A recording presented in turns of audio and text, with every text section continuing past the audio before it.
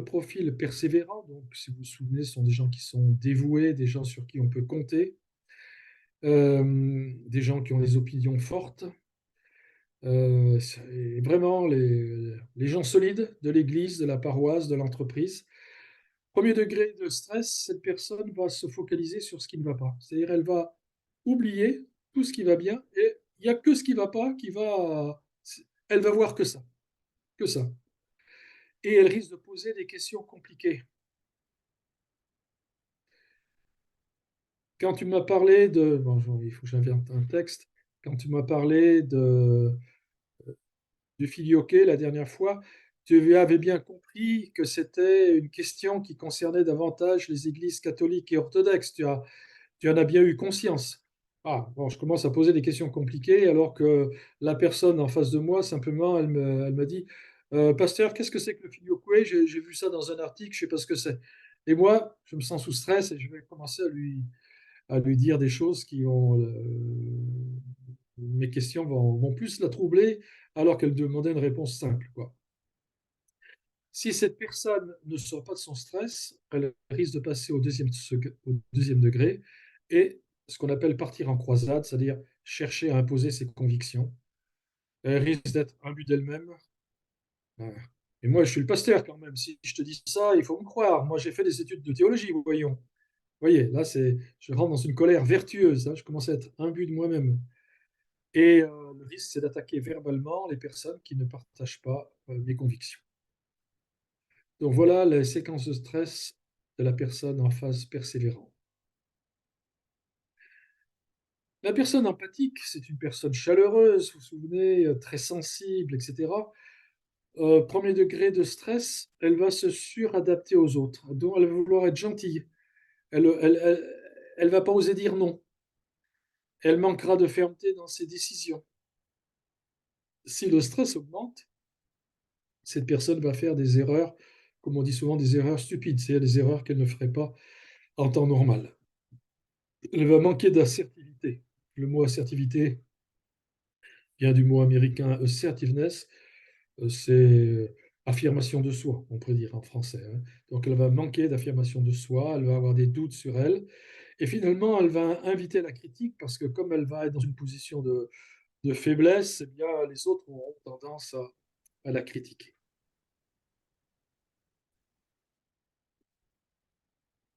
Séquence de stress de la phase imaginaire. Or, l'imaginaire, on l'a vu à la première formation, c'est quelqu'un qui a une imagination très riche et qui peut aller en profondeur. Je vous avais donné l'exemple d'Einstein. Et d'ailleurs, de toute façon, tout à fait par hasard, je suis tombé sur un texte d'Einstein où il disait que il mettait vraiment en valeur l'imagination, quoi. C'était très intéressant. Et c'est typique des gens comme Einstein et tous les imaginaires, ils vont avoir une réflexion beaucoup plus approfondie que les autres, parce que non seulement ils sont dans la logique, comme l'analyseur, dont on a parlé tout à l'heure, mais en plus de la logique, ils vont aller plus loin, parce ils vont entrer en profondeur pour aller dans des domaines où d'autres ne vont pas aller. Mais cette personne-là sous stress, elle devient transparente, c'est comme ça qu'on le dit, on n'a pas trouvé d'autre mot. C'est-à-dire, on ne sait pas trop ce qu'elle pense, quoi. Elle va s'éparpiller à droite à gauche sans prendre de décision. Elle sera incapable de prendre des initiatives. Et si le stress augmente, le risque, c'est qu'elle attende passivement.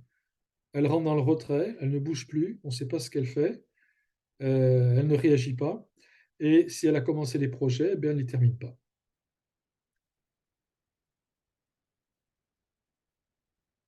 La personne suivante, énergiseur. Alors, vous vous souvenez, c'est des gens qui sont pleins de dynamisme, qui sont créatifs, qui sont ludiques, ils ont plein d'idées. Sur ceux qui mettent de l'ambiance, quand vous avez un énergiseur, mettons, dans le conseil presbytéral, bah, dès qu'il arrive, l'atmosphère change. Avant qu'il soit là, on parle de choses et d'autres.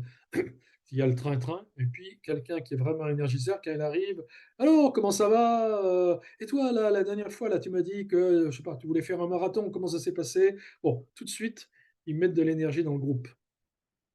Et ils aiment bien aussi tout ce qui est gadget, etc. Mais sous stress, cette personne-là, eh bien, premier degré, elle essaie de comprendre elle n'y arrive pas. Euh, ah, qu'est-ce que tu veux me dire là? Je comprends pas là, mais tu peux répéter? Tu peux répéter? J'ai pas bien compris là, hein. Voilà, c'est comme s'il avait un brouillard dans le cerveau. Et cette personne, lorsqu'elle délègue, elle délègue de façon inadéquate. Oh, elle va déléguer facilement, mais souvent, ça va mal se passer parce qu'elle l'a pas fait comme il faut et elle n'a pas donné les instructions qu'il fallait.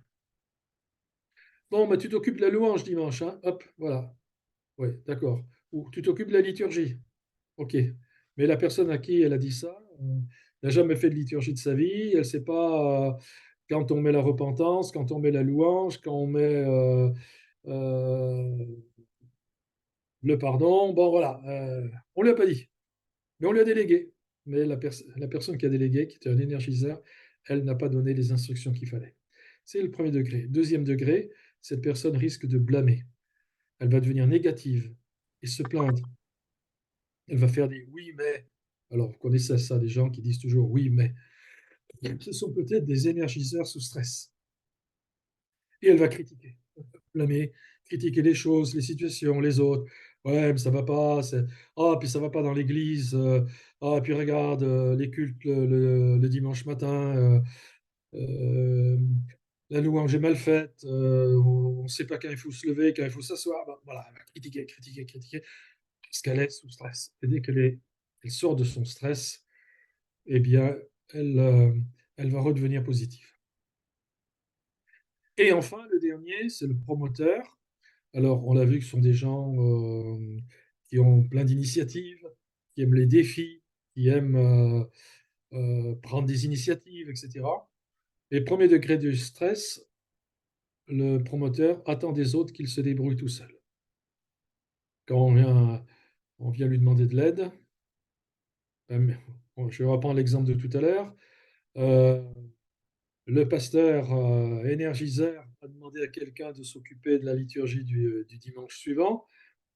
Cette personne-là ne sait pas comment faire. Elle dit, tiens, je vais aller voir le pasteur adjoint pour qu'il me dise comment faire la liturgie. Alors, déjà, elle n'est pas contente du pasteur parce qu'il il lui a dit de se débrouiller toute seule.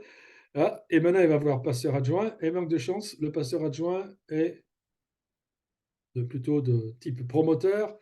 Et il a des problèmes en ce moment, donc il est sous stress, lui aussi. Eh bien, quand l'autre va arriver en disant, écoute, le pasteur en titre m'a demandé de m'occuper de la liturgie dimanche prochain, est-ce que tu pourrais me donner un coup de main? Il y a toutes les chances, si le pasteur adjoint est sous stress, qu'il lui réponde, ah, écoute, hein, moi j'ai mes problèmes hein, en ce moment, hein, j'ai ma dose, hein. Alors, moi, je me débrouille tout seul pour résoudre mes problèmes. Toi, tu te débrouilles tout seul, hein. Et puis, de toute façon, Antoine Nuis a écrit un bouquin là-dessus. Tu n'as qu'à acheter le bouquin et puis tu verras comment on fait une liturgie. Pof. Et puis, ça y est. Donc, il ne soutient pas les autres de manière adéquate. Et si le stress augmente, eh bien, il risque de manipuler. Alors, provoquer la bagarre, semer la zizanie. Pour donner un exemple concret, je vais continuer avec cet exemple que j'invente au fur et à mesure. Euh, notre pauvre personne, je vais l'appeler, il n'y a pas d'Alain apparemment dans la liste que j'ai devant moi, donc on va l'appeler Alain.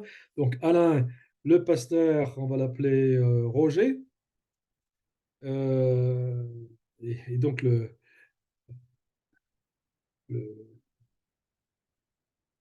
et on va appeler Gilbert, le pasteur adjoint. Donc Gilbert, pasteur adjoint, maintenant il est entré sous un stress encore plus profond. Donc, il risque de manipuler parce qu'il est sous stress, il y a des problèmes dans l'église et autres. Et qu'est-ce que serait que manipuler dans ce cas-là? Il pourrait dire à Alain, ah, tu sais, ça ne m'étonne pas que, comment j'avais appelé le pasteur, je l'appelais Roger, ça ne m'étonne pas que Roger n'était pas donné de directives, c'est toujours comme ça, même avec moi, toi, je suis l'adjoint, eh bien, il me demande des choses et puis je dois me débrouiller tout seul. Ah, vraiment, on ne peut pas se fier à lui en tant que pasteur. Et il dit ça à Alain. Mais ensuite, quand il rencontre Roger, le pasteur, ou il peut lui téléphoner aussi, lui dire, ah ben, Alain est venu me voir. Ah, mais quelle nouille cet Alain! tu lui confies, tu lui confies de faire la liturgie ce dimanche prochain, il pourrait être heureux. Tu lui confies des responsabilités dans l'Église, et au lieu d'être reconnaissant, toi, il est venu se plaindre auprès de moi.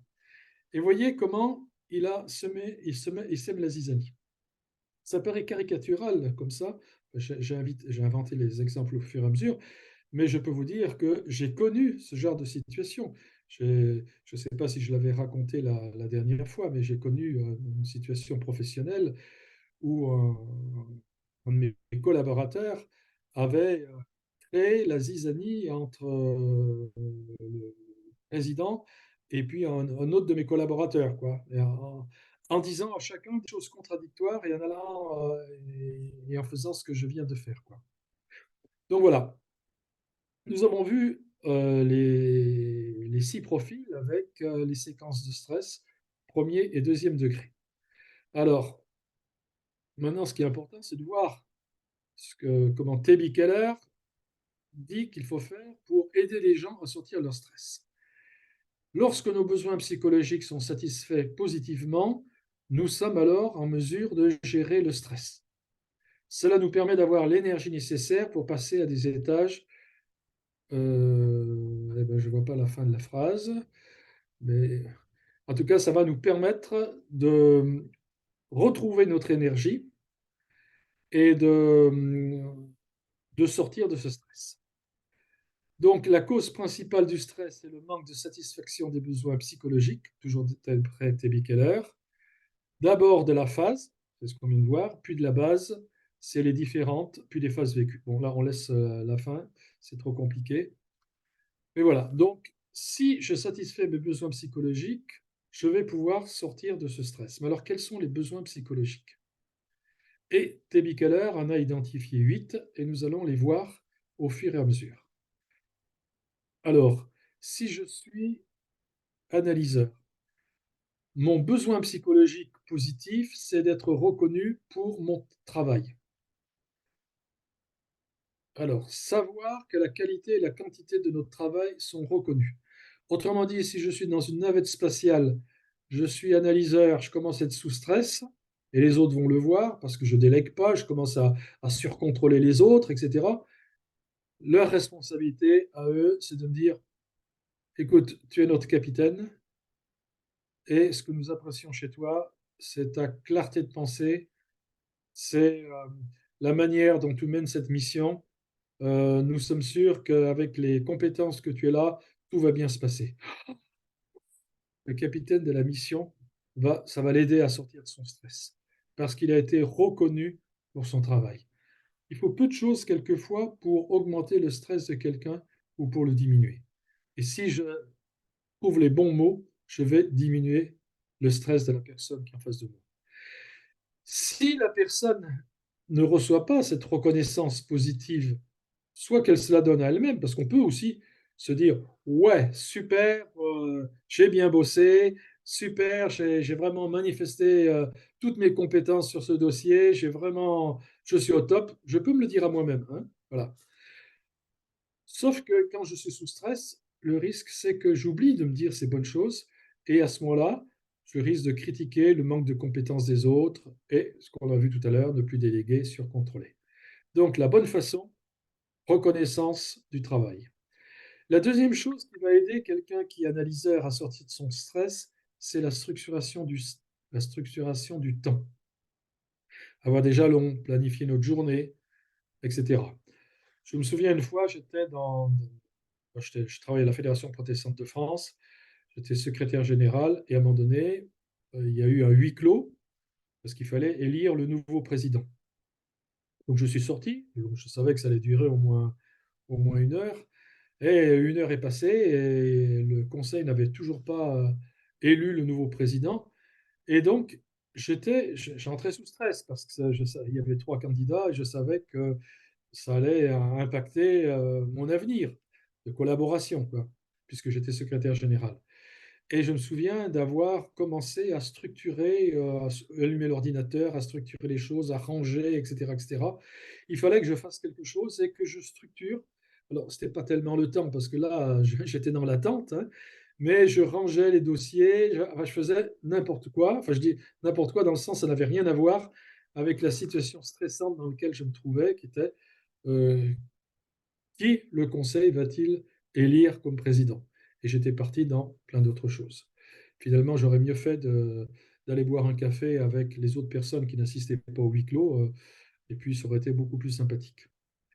Donc, si j'aide quelqu'un à structurer son temps, je vais l'aider à sortir de son stress. Parce que ça m'a aidé quand même. Même si c'était n'importe quoi, ça m'a aidé, ça m'a aidé à faire diminuer le stress. Le risque, si je ne gère pas mon temps comme il faut, c'est de devenir rigide sur les horaires, les échéances, etc. Et je vais devenir surcontrôlant avec mes collaborateurs. Alors, pour le persévérant, je regarde l'heure là, c'est bon. Pour le persévérant, ce qui est important, c'est être la reconnaissance pour le travail aussi, travail dévoué. Donc, si je suis reconnu pour mon engagement, ça va être un moyen pour moi de sortir de mon stress. Si je ne suis pas reconnu, je risque d'attaquer les autres sur leur manque d'implication dans la mission. Donc, si en tant que persévérant, et je suis sous stress, et quelqu'un me dit, écoute, je suis vraiment content que tu sois le pasteur ou que tu sois membre du conseil presbytéral, parce qu'on a vraiment besoin d'avoir quelqu'un comme toi qui connaît bien l'Église et qui peut être de bons conseils, ça va m'aider à sortir de mon stress. Sinon, je risque de rester dans le stress. Et puis, la deuxième chose pour cette personne, c'est être reconnu pour ses convictions. Ah, j'ai bien aimé la prédication que tu as faite. Ah, l'étude biblique que tu as faite là quand tu as parlé de la prédestination chez Calvin. Et là, ça vraiment, ça m'a éclairé. Et puis, on voyait vraiment que tu parlais avec conviction de ce domaine, quoi. La personne va se sentir respectée et ça va l'aider à sortir de son stress. Et pareil, je peux me faire des compliments à moi-même si nécessaire et si les autres ne m'en font pas. Empathique, là, c'est la reconnaissance aussi, mais pas pour le travail, pour la personne. J'ai besoin d'être reconnu pour moi-même. Donc, si je suis sous stress et que quelqu'un me dit, oh, écoute, je suis très content que tu sois là, tu apportes vraiment de l'énergie à ce groupe, tu apportes vraiment de la communion fraternelle. Quand tu parles, on sent que tu prends en compte les autres. Ah, si je sens qu'on m'accepte en tant que personne, ça va me faire du bien et ça va m'aider à sortir de mon stress. Sinon, comme on l'a vu tout à l'heure, je risque de faire des erreurs involontaires et stupides, etc., etc. Ce qui est important aussi pour les personnes en phase empathique, c'est de flatter nos cinq sens, c'est-à-dire prendre soin de soi, la façon de s'habiller, de se coiffer, etc. Donc, donner de l'attention à sa personne, ça va aider la personne à sortir de son stress. Et si elle ne le fait pas, eh bien, elle risque de ne pas prendre soin de ses cinq sens. Et, euh, et voilà. Ensuite, pour l'imaginaire, eh ben, cette personne, ce qui va l'aider, c'est la solitude. Avoir du temps et un espace personnel, être seul. Donc cette personne a besoin de solitude pour retrouver son énergie. Alors il faut savoir que d'autres profils, si quand ils sont sous stress, vous les mettez seuls, ça va être catastrophique. Mais pour la personne qui est imaginaire, la solitude, se retrouver seul dans un bureau ou sortir dans un endroit où il n'y a personne, dans un parc, etc., ça va l'aider. La personne énergiseur, ce qui va l'aider, c'est le contact. Contact énergique, varié, ludique. Donc, si cette personne est sous stress, eh bien, euh, elle aura intérêt, elle, à sortir de son bureau, à rencontrer des gens, à discuter, à aller raconter une blague dans le bureau d'à côté. Les contacts avec les autres personnes vont lui faire du bien. Nous avons alors tous ces besoins psychologiques, hein, nous les avons tous en nous, mais vous remarquez que certains vous parlent plus que d'autres. Euh, Au fur et à mesure que je parle, il y en a peut-être qui vous au fur et à mesure que je parle, il y a peut-être certains besoins psychologiques où vous dites: «Ah, ça, c'est tout à fait moi». Par exemple, moi, quand je suis stressé, il faut que je sois seul et quand je suis seul, c'est là que petit à petit mon énergie revient. Et puis peut-être que dans d'autres personnes disent: «Oh là là, moi alors quand je suis, énervé, quand je suis sous stress, il faut surtout pas que je sois seul, mais j'ai besoin de voir des gens». Et nous avons tous ces besoins et l'idéal serait de tous les satisfaire dans la même journée. Personnellement, j'aime bien être seul, mais à d'autres moments, j'ai besoin de contact.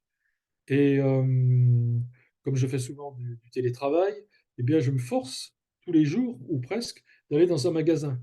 Donc plutôt que de faire les courses de la semaine comme certains, je préfère aller faire mes courses 3 fois, 4 fois parce que entrer dans un magasin, ben, ça donne des contacts avec des gens parce qu'on même si on ne leur parle pas, on croise des gens et c'est une source de contact. Alors pas aussi forte que si je parlais, avec eux, mais déjà, c'est mieux que rien, quoi. C'est mieux que de rester dans mon bureau derrière l'ordinateur, 3 jours d'affilée. Ah, là, je suis sûr de déprimer à la fin de la semaine. Donc voilà, énergiseur, pour retrouver l'énergie, eh bien, des contacts variés, ludiques, le nouveau smartphone, trouver de nouvelles applications, et cetera, et cetera. Et enfin, le dernier promoteur, son besoin, c'est un besoin d'excitation. Avoir beaucoup d'excitation sur une période de temps courte, ce qu'on appelle le rush d'adrénaline. Ça peut être, prendre des risques si on fait de la moto, ça peut être, dire: «Bah, tiens, je vais essayer de négocier ça et se dire: «Tiens, je vais voir comment ce commerçant va réagir, si je lui dis que je suis intéressé par ce produit, mais que j'aimerais, qu'il me fasse 10 de remise dessus». Ah, ça peut être de l'excitation, ça aussi, dire: «Est-ce que ça va marcher? Est-ce que ça va pas marcher?» et cetera, quoi. Donc trouver les moyens d'avoir de l'excitation, de se lancer un défi, de faire quelque chose qui sorte de la routine. Voilà. Ce sont des gens qui n'aiment pas la routine, mais qui aiment, et qui aiment aussi les contacts, mais d'une autre façon pour atteindre un résultat. Voilà. Alors, j'ai terminé avec cette méthode, la première façon de gérer son stress. Ça a été un peu long, mais l'avantage, ça nous permettait de rebondir sur ce que nous avons vu à la première, la première formation. Et donc, nous avions vu surtout dans cette première formation les 6 profils avec tous les côtés positifs de chaque profil. Là, ça nous permet de voir comment, sous stress, ces personnes peuvent avoir un comportement, qui est complètement inadéquat. Et ce qui est intéressant avec le modèle ProcessCom, c'est que, vous voyez, on ne juge pas les gens. On dit, si on prend le promoteur, puisque c'est celui qui est affiché là, eh bien, on va voir ses qualités. C'est quelqu'un qui a des initiatives. On en trouve beaucoup parmi les évangélistes de ces gens-là, ou parmi ceux qui créent des églises, hein, les pionniers qui vont créer des églises, ce sont des promoteurs souvent. Et donc, on va voir ce côté positif de gens qui ont reçu ce don de Dieu de pouvoir créer une église à partir de rien, de pouvoir aller dans un endroit où ils vont louer une salle, distribuer peut-être des prospectus dans la rue. Bon, c'est peut-être pas le cas au Maroc, on peut sans doute pas faire ça comme en France, quoi, ou dans d'autres pays, mais des gens qui vont, voilà. Mais si je prends l'exemple du Maroc, quelqu'un qui est en profil promoteur, c'est quelqu'un qui va peut-être aller à l'université pour voir les étudiants subsahariens, voir s'il y a des protestants et puis créer des cours bibliques ou autres, et puis il va rassembler, et puis petit à petit, il va créer une église. Et donc, on voit ce côté-là. Mais le jour où cette personne a du stress, pour une raison ou une autre, et premier et même deuxième degré, où elle va semer la zizanie et peut-être manipuler les uns les autres, on ne va pas dire: «Ah, ça y est, j'ai vu son vrai visage, hein, maintenant je sais qui c'est, quoi, hein. Avant, je m'étais laissé manipuler, avant, je m'étais laissé avoir, je pensais que c'était un homme de Dieu, je pensais que c'était un bon évangéliste, mais maintenant, j'ai compris ce qu'il est». en process comme jamais on dira ça. On dira simplement, cette personne a un masque. C'est-à-dire, le stress, c'est comme un masque qui est devant mon visage. Et le temps du stress, eh bien, je vais manipuler, je vais envoyer les autres promener, je vais enfreindre les règles, je vais prendre des risques excessifs. Mais si on m'aide à sortir de mon stress, ou si j'y arrive tout seul, eh bien, le vrai visage va revenir, parce que le vrai visage, c'est pas celui que je viens de montrer là. Le vrai visage, c'est celui quand je ne suis pas stressé. Mon vrai visage, c'est quand je m'épanouis en tant que promoteur, où je suis heureux de gagner des âmes pour Christ, je suis heureux de rassembler des étudiants dans mon salon, et puis après, le salon est trop petit, on va louer une salle, et puis on va créer une église, et puis on va aller de l'avant, et puis on va voir tout de suite comment on peut créer une annexe. C'est ça le vrai visage. Et le reste, eh ben, c'est parce que je suis sous stress, et à cause de mon stress, je vais donner une image de moi qui est négative, mais aidez-moi, aidez-moi à sortir de mon stress. Et tout d'un coup, vous verrez que le vrai euh, pasteur pionnier réapparaît, un homme de Dieu, un homme qui a la passion des âmes, un homme qui veut euh, que l'évangile se répande, un homme qui veut que l'Église grandisse. Donc c'est très très important de comprendre ça. C'est très très important de comprendre ça, parce que sinon on va se juger. Et souvent dans l'Église, on juge les gens et il y a des conflits et puis ça laisse des traces. Alors que cette méthode ProcessCom a vraiment l'avantage de nous aider à voir la personne créée par Dieu, je dirais, qui a son vrai visage, et puis comprendre aussi que tous, nous pouvons passer par des périodes de stress, et nous avons des réactions différentes, quoi, et qui sont toutes négatives. Nous avons tous des réactions négatives, tous des réactions négatives quand nous sommes sous stress, mais ce n'est pas nous. C'est comme un masque, c'est une fêlure en quelque sorte, mais si je retrouve ma vie normale, si le stress disparaît, eh bien, on retrouvera la vraie personne que je suis.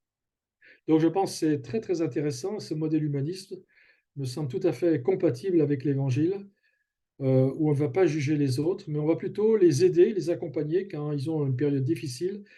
Et si nous les aidons et les accompagnons de la bonne façon, eh bien, après, nous aurons le plaisir et le bonheur de travailler de façon positive, comme dans ces navettes spatiales de la NASA, où, alors je crois que je vous l'avais dit dans la première formation, avant de partir en mission, les astronautes de la NASA échangent leur profil de personnalité, ce que nous ne pouvons pas faire, nous, dans une formation en ligne comme celle-ci, mais ils échangent leur profil de personnalité. Donc, quand ils montent dans la navette, s'il y a 6 personnes, admettons, eh bien, ils savent que, mettons, le capitaine, il est une base analyseur et il est, mettons, en phase empathique. Donc, ils savent c'est le côté positif, mais ils savent aussi comment ils risquent de se comporter sous stress. Et puis chacun, le capitaine adjoint, le radio, enfin, bon, je ne connais pas les différentes fonctions dans une navette, mais chacun connaît le profil de l'autre. Et dès les premiers signes de stress, ils peuvent aider l'autre à sortir du stress et à redevenir normal, à redevenir ce qu'il est hors stress.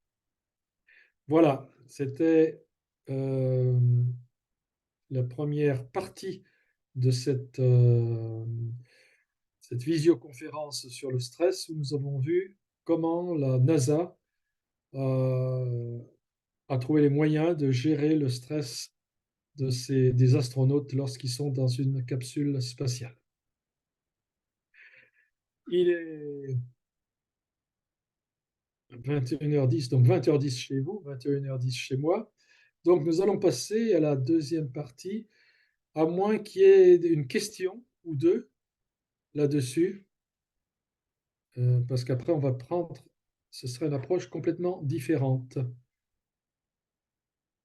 Mais il faudrait que la question soit posée oralement, parce que euh, comme je partage mon écran, je ne peux pas lire.